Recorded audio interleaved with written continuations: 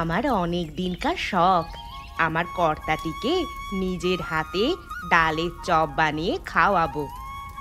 আজকে আমি অনেক টাকা জমিয়ে অবশেষে ডাল, তেল, মশলা, বেসন কিনে এনে চপ তৈরি করতে পারছি। আমার যে কি আনন্দ হচ্ছে! এখন যদি আমার চপ খেয়ে উনি প্রশংসা একবার করে দেন তাহলে আমি খুব খুশি হব।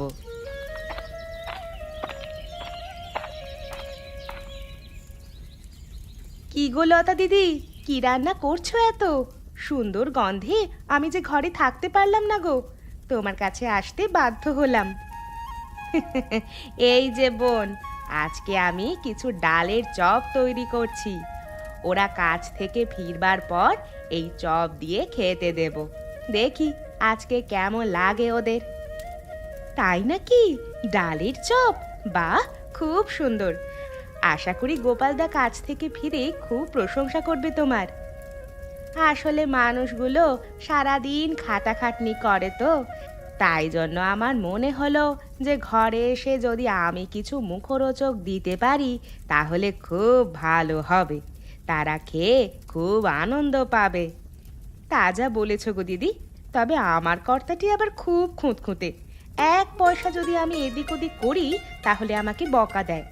সে সব কর্তারাই একটু আধটু বকাবকি করে থাকে, তাই বলে কিছু মনে করলে হয় না। তা দিদি, আমি চপ পাবো তো, নাকি শুধু দাদার জন্যই তৈরি করছো? আরে না না বোন, তোমরা অবশ্যই পাবে।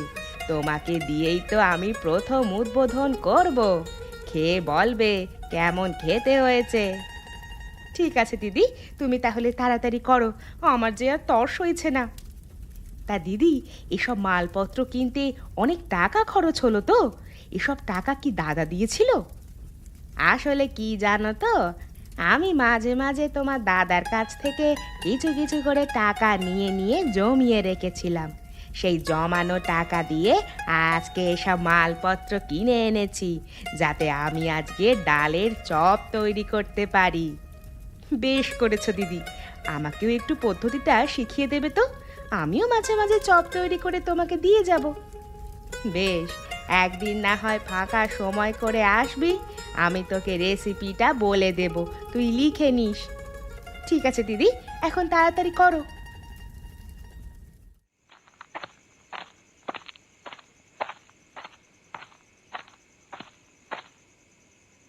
এরকম করে আর কদিন চলবে বল দেখি দিনেশ? এভাবে তো সংসার চালানো যায় না। সারা দিন সকাল সন্ধ্যা কাজকর্ম করে যাব, তারপর দিন শেষে আমাদের হাতে একটাও টাকা পয়সা আসবে না, সেটা করলে চলবে কি করে? তা তুমি ঠিকই বলেছো গোপালদা, এভাবে তো আর চলতে পারে না। পরিমল বাবুকে হাজারবার বললেও তিনি আমাদের কোনো টাকা শোধ করতে চান না। মাস শেষে যে মাইনেটা দেন তার থেকে অনেক টাকা কেটে নেন। এভাবে তো চলতে পারে না। এদিকে ঘর সংসার চালাতে গেলে মালপত্র প্রয়োজন, সেসবগুলো কেনবার টাকা পয়সা আসবে কোথার থেকে বলো দেখি? সেটাই তো রে, আসলে ওই নগেনটাই হচ্ছে যত নষ্টের গোড়া। ওই পরিমল বাবুর কান ভাঙিয়ে আমাদের টাকা পয়সাগুলো রুখে দেন।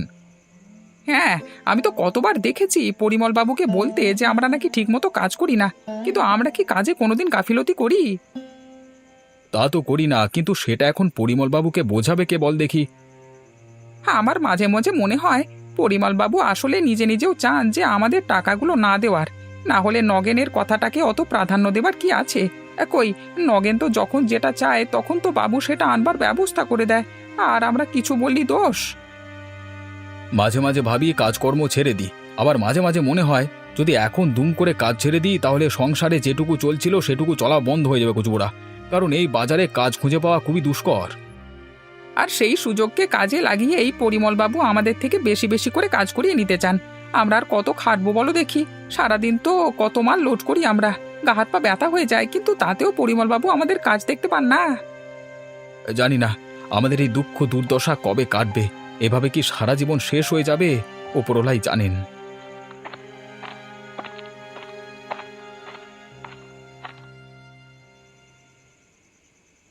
আমি আপনাকে একটা কথা বলে দিচ্ছি বাবু, ওই বেড়া ছাগল দুটো যতই টাকা জাগাবে নাকি একটা টাকা বেশি আপনি ওকে দেবেন না। বেড়াটা এক নম্বরের ফাইবাজ, কাজের মাঝখানে শুধু ফাঁকি মারতে চাইলে আর কিছু চায় না। মাথা খারাপ নাকি? ওদেরকে আবার বেশি টাকা পয়সা কেউ দেয়? বেশি পেলেই ওরা বেঁকে বসবে, তার চেয়ে যেমন খাটছে খাটুক, টাকা পয়সা অল্প করে দিতে হবে। একদম বাবু, ওদের নজর সবসময় আপনার টাকার দিকে। আপনি টাকা খসাতে পারলি ভালো, আর না দিতে পারলি খারাপ। হ্যাঁ। আমার পেছনে কে আমার নামে বদনাম করলো তাতে আমার কিচ্ছু আসে যায় না, তবে আমার কাছ থেকে কাজ যদি ছেড়ে দেয় তাহলে তো ওদের মতো কর্মঠ মানুষ পাওয়া খুবই দুষ্কর। আপনি ওসব নিয়ে ভাববেন না, বাজারে তেমন কোনো কাজকর্ম নেই। কে কাজ দেবে ওদের? হ্যাঁ, ওরা যদি কাজ ছেড়ে চলেও যায়, কোথাও কিচ্ছু করতে পারবে না। এই ঘুরে ফিরে দেখবেন আপনার কাছে চলে আসতে হয়েছে। তখন আপনি আরো বেশি বেশি করে খাটাতে পারবেন আর অল্প অল্প পয়সা দিতে পারবেন। তার মানে ঘুরে ফিরে আমারই সুবিধা, তাই তো? হ্যাঁ বাবু, সব দিক থেকে দেখতে গেলে আপনার সুবিধা। বাবু, আপনার কাছে একটা কথা ছিল, মানে যদি কিছু মনে না করেন তাহলে বলতে পারি? আরে নগেন, তুমি আমার এত উপকার করে দাও, আর তুমি আমার সঙ্গে কথা বলতে আমার অনুমতি নিচ্ছ? আরে বলো বলো, তোমার কিছু লাগবে কি? হ্যাঁ বাবু, আমার কিছু টাকার দরকার ছিল। যদি আপনি দিতেন তাহলে খুব উপকার হতো, মানে ঘরের জন্য আর কি। আরে কিছু বলতে হবে না, তুমি যাওয়ার সময় যত টাকা লাগবে আমার কাছ থেকে নিয়ে যেও। বেশি না বেশি না, ওই 500 টাকার মতো দিলেই হবে।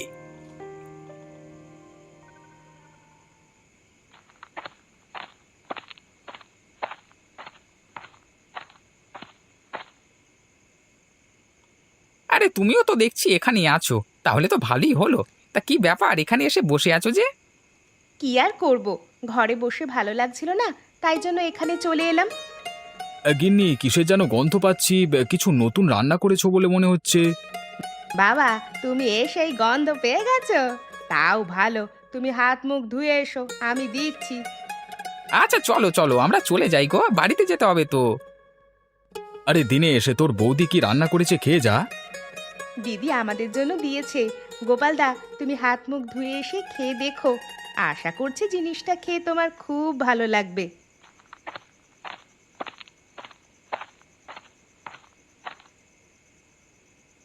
কি এমন জিনিস করেছো গিন্নি, জিনিসটা একেবারে গুপ্ত রাখতে হবে। আরে তুমি কি ঘরে চপ করেছো? বাহ, তাহলে তো খুব ভালো হয়। এগুলো হলো ডালের চপ, ডাল দিয়ে চপগুলো তৈরি করেছি। এখন খেয়ে দেখো তো কেমন হয়েছে। আরে বাবারে, এ তো দারুণ স্বাদের হয়েছে। এমন সুন্দর স্বাদের চপ আমি তো আগে কোনোদিন খাইনি। তুমি আজকেই নতুন বানালে বলো? হ্যাঁ গো, অনেক দিন ধরে ইচ্ছে হচ্ছিল তোমার জন্য ডালের চপ বানাবো, কিন্তু সেই সুযোগ আর হয়ে উঠছিল না। আজকে আমি ডালের চপ এই প্রথম বানালাম। তোমার পছন্দ হয়েছে দেখে আমি খুব খুশি হয়েছি গো। ভালো তো হয়েছে গিন্নি, কিন্তু তুমি এত টাকা কোথায় পেলে? এই ডালের চপ তৈরি করতে তো অনেক টাকাই লাগবে, সেই টাকা তুমি পেলে কোথায়?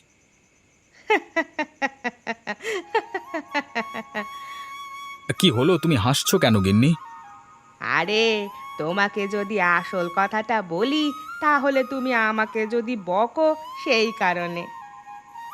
আরে গিন্নি, বলো বলো, আমি কিছুই বলবো না তোমাকে। তুমি তো জানো মাসের শেষে তোমার পকেট থেকে কিছু কিছু টাকা গায়েব হয়ে যেত। তুমি কতবার জিজ্ঞাসা করেছো ও টাকাগুলো কে নেয়? আমি বলতাম ইঁদুরে নিয়ে পালিয়েছে। ও, বুঝতে পেরেছি, সেই ইঁদুর হলে তুমি, তাই তো? হ্যাঁ, আমি ওই টাকাগুলো জমিয়েই আজকে এসব জিনিসপত্র কিনে এনেছি, ডালের চপ তৈরি করব বলে। যাক বাবা, ঘরের ইঁদুর তাহলে টাকাগুলো ভালো কাজেই লাগিয়েছে। তা গিন্নি, এত স্বাদের চপ তো আমাদের গ্রামের কেউ তৈরি করে না।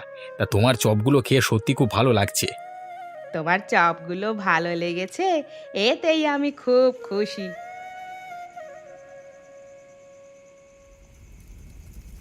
কি রে রতন, আমাদের দোকানে চপের সেল যে দিন দিন কমে যাচ্ছে, এরকম হয়ে যাওয়ার কারণ কি বলতো? আমি তো কিছুই বুঝতে পারছি না।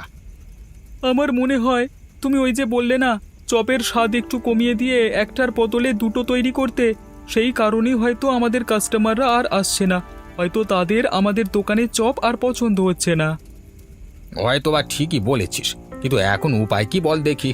বাজারে যা পরিস্থিতি, এখন যদি আমি ভালো স্বাদের চপ বানাতে যাই তাহলে দেখা যাবে দিনে 100টার বদলে হয়তো 50টা তৈরি করতে পারছি। তখন কি আমি মুনাফাটা বেশি করতে পারবো? সব দিক থেকে চিন্তা করা দরকার বাবু। শুধু আমাদের মুনাফার দিকটা দেখলেই হবে না।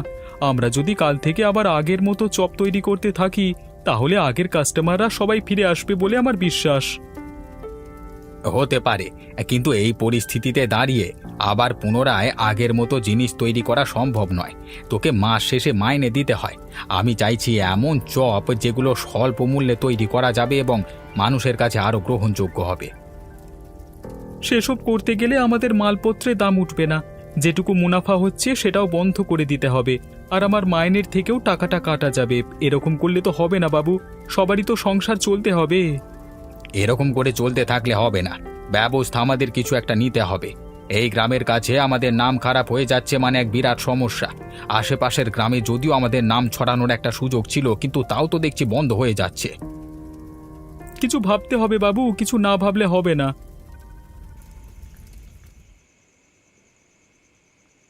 কই গিন্নি, তুমি গোপাল দাদাদের বাড়ি থেকে কি নিয়ে এসেছো? আমাকে খেতে দিলে না তো এখনো।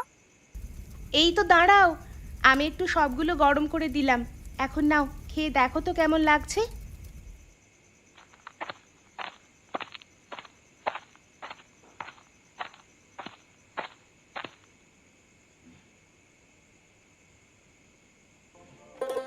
আরে বাপরে গিন্নি, এ তো দারুণ স্বাদ হয়েছে। তাই না বলো? আমিও লতাদিকে সেই কথাই বললাম। দিদি বলল যদি গোপালদার এই চপ খেয়ে পছন্দ হয় তবেই সে পরবর্তীকালে আবার তৈরি করবে, না হলে করবে না। না না, আমি তোমাকে বলছি গিন্নি, এই চপ খেয়ে গোপালদার অবশ্যই পছন্দ হবে। সত্যি লতা বৌদির হাতের তৈরি চপের যে এত স্বাদ হবে সেটা আমি জানতাম না তো। ও তাই নাকি? কই তুমি তো আমার কোনোদিন এরকম করে প্রশংসা করো না। আমার রান্না কি বাজে হয় নাকি? আরে গিন্নি, তুমি শুধু শুধু কথার খুঁত বের করছো। আমি কি সে কথা বললাম নাকি? এই তোমার হাতের রান্না যথেষ্ট সুন্দর, কিন্তু আজকে লতা বৌদি যে চপগুলো তৈরি করেছে না, সেগুলোর স্বাদ অপূর্ব সুন্দর।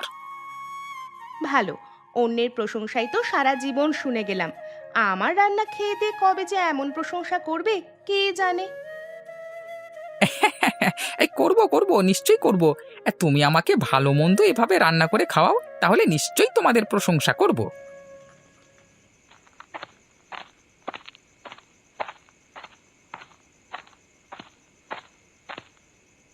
কই গিন্নি, কোথায় গেলে গো? আমি এসেছি, বেরিয়ে এসো।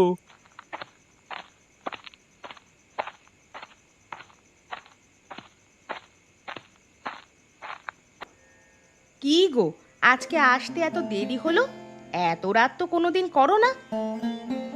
আর বলো না গিন্নি, দোকানের হিসেব বোঝাতে বোঝাতে এত দেরি হয়ে গেল। আজকে ব্যবসা কেমন হলো তোমাদের? ব্যবসার অবস্থা তেমন ভালো নয়। আগের তুলনায় আমাদের মুনাফা অনেকটা কম হচ্ছে। এখন আমাদের ব্যবসা কিভাবে এগিয়ে নিয়ে যাওয়া যায় সেসব নিয়ে আলোচনা করতে করতেই এতটা রাত হয়ে গেল। আমি বুঝতে পারছি গো তোমাদের। আহ,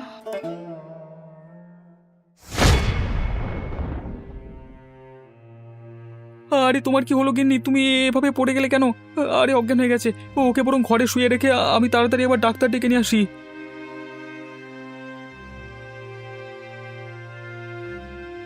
কি বুঝছেন ডাক্তারবাবু? আমার স্ত্রীর কি হলো? কখন অজ্ঞান হয়ে গেছে? আমি কাজ থেকে ফেরবার পর ওর সঙ্গে কথা বলছিলাম, আমার সঙ্গে কথা বলতে বলতে অজ্ঞান হয়ে গেল। এরকম অজ্ঞান কি আগে হয়েছে? আমার সামনে তো কোনোদিন হয়নি। চোখের আড়ালে হয়ে থাকলে আমি জানি না। আমার স্ত্রী আমাকে কিছুই বলতে চায় না। বুঝলাম, তোমার স্ত্রীর অপুষ্টি আছে বুঝলে, ভালো করে ভিটামিন খাওয়াতে হবে। ডাক্তারবাবু, আমাকে তার জন্য কি করতে হবে? ভালো মন্দ খাবার দাবারের ব্যবস্থা করো, তার সাথে আমি কিছু ওষুধ লিখে দিচ্ছি, সেগুলোকে খাওয়াও। আশা করছি কয়েকদিনের মধ্যে তার অবস্থার উন্নতি হবে। ডাক্তারবাবু, এই ওষুধগুলোর কি অনেক দাম? একটু তো দাম আছেই, না হলে যে তোমার গিন্নি ভালো হবে না। আচ্ছা ডাক্তারবাবু, আমি তাই খাওয়াবো। আপনাকে কত টাকা দিতে হবে?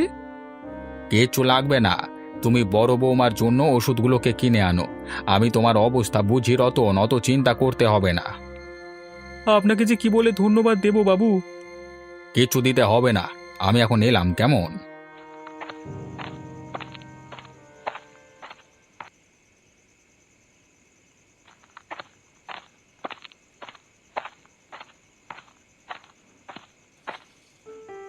কি ব্যাপার কি? তোমরা দুজন আমার কাছে কি করছো গোপাল আর দিনেশ? কি জন্য আবার আসবে? নিশ্চয়ই টাকা চাইতে এসেছে কি, তাই তো? হ্যাঁ বাবু, আমাদের নাস্তা করতে হবে, যদি কিছু টাকা দিতেন তাহলে খুব ভালো হতো।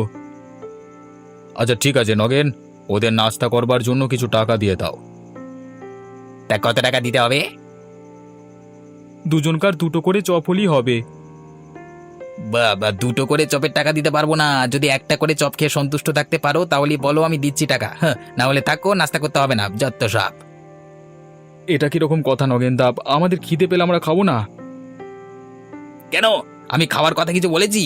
আমি তো বললাম তোরা যে মাথা পিছু দুটো করে চপ খাবি বলছিস, এটা কেন? আরে তোরা একটা করে খা, তাহলেই তো হলো, কোনো অসুবিধা তো নেই। ঠিক আছে দাদা, তুমি যা দেবে তাই দাও, আমাদের কোনো অসুবিধে নেই।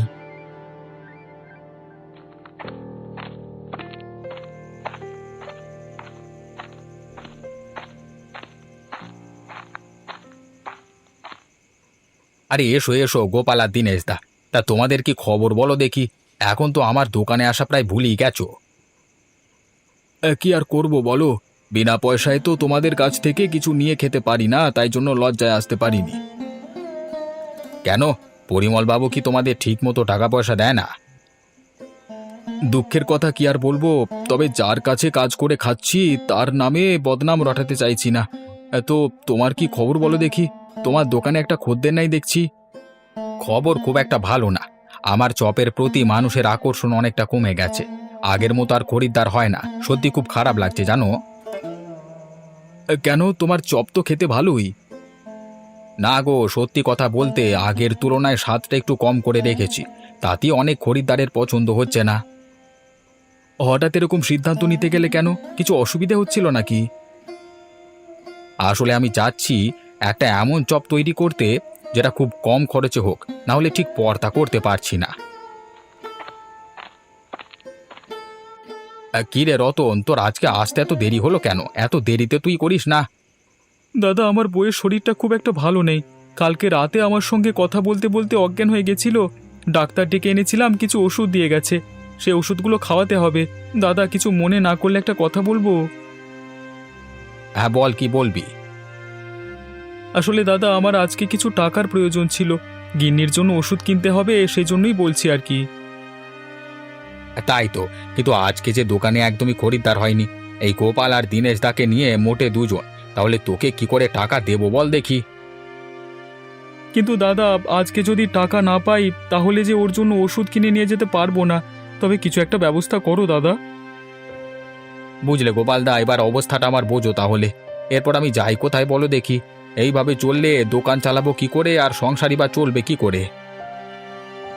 বিভূতি, আমার কাছে একটা উপায় আছে, তোমার যদি কোনো অসুবিধে না থাকে আমি তোমাকে বলতে পারি। বলো দাদা বলো, অনেক কিছুই তো চেষ্টা করলাম, একবার তোমার কথাটা শুনি দেখি। বিভূতি, আমার স্ত্রী লতা কিন্তু খুব সুন্দর ডালের চপ বানাতে পারে। কালকে আমরা খেয়ে দেখেছি, সেই স্বাদ এখনো আমার মুখে লেগে আছে। ওই ডালের চপ বানাতে কিন্তু বেশি খরচ খরচা লাগে না।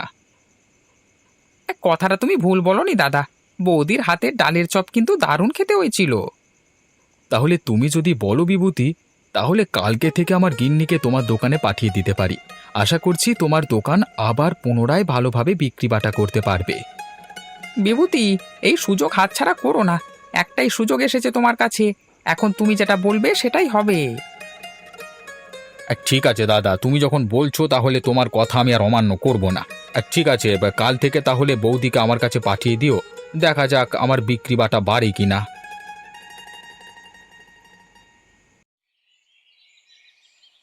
এই খবর শুনেছেন বাবু? কি ব্যাপার ঘটেছে? কি ঘটেছে রে? আমি তো কিছুই শুনিনি।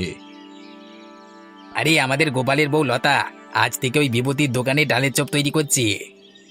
তাই নাকি রে? গোপালের পয়সা কড়ির এত দরকার হয়ে পড়লো?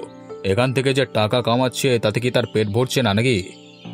আমি আপনাকে বলেছিলাম না বাবু, ওই লোকগুলো হচ্ছে খুব টাকার লোভ, টাকা ছাড়া কিচ্ছু বোঝে না। দেখুন না, ঘরের বউ মানুষকেও কাজে নামতে দেয়নি, খুব বাজে লোক। যখন নামিয়ে দিয়েছে তখন আমাদের একবার ওদের দোকানে যাওয়া উচিত, তাই নয় কি? চলুন তাহলে আমরা দুজনে একবার ঘুরে আসি, দেখে আসি গোপালের বউ লতা কেমন চপ তৈরি করছে।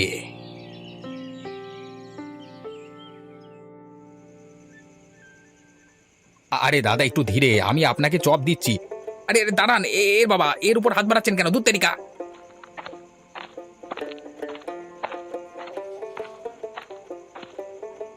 এ বিভূতি, শুনলাম তোমার দোকানে নাকি নতুন ধরনের চপ তৈরি হচ্ছে, তা আমাদের কি দেওয়া যাবে?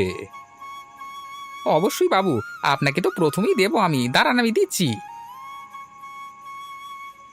আরে বাহ, এ তো দারুণ সুন্দর হয়েছে। এত সুন্দর স্বাদের ডালের চপকে তৈরি করলো? এই চপ তৈরি করেছে গোপালের বউ, ওই যে লতা বৌদি, ওই যে লতা। সত্যি তোমার হাতের তৈরি চপ খুব সুন্দর হয়েছে। আমার এই ডালের চপ খেয়ে খুব ভালো লাগছে। আপনাদেরকে খুশি করতে পেরেছি, এতেই আমি অনেক খুশি। এই যে বিভূতি, শোনো, আমি তোমার ব্যবসাটাকে আরো বড় করতে চাই। আমি চাই না যে এত সুন্দর ডালের চপ শুধুমাত্র এই গ্রামের লোকেরাই খাক। বাবু, তার মানে আমাকে কি করতে হবে? তোমরা আজ থেকে আরো বেশি করে ডালের চপ তৈরি করো।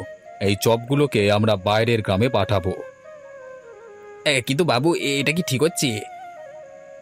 আমি যা করছি ঠিক করছি, এতে কারোর মতামত দেওয়ার কোনো দরকার নেই।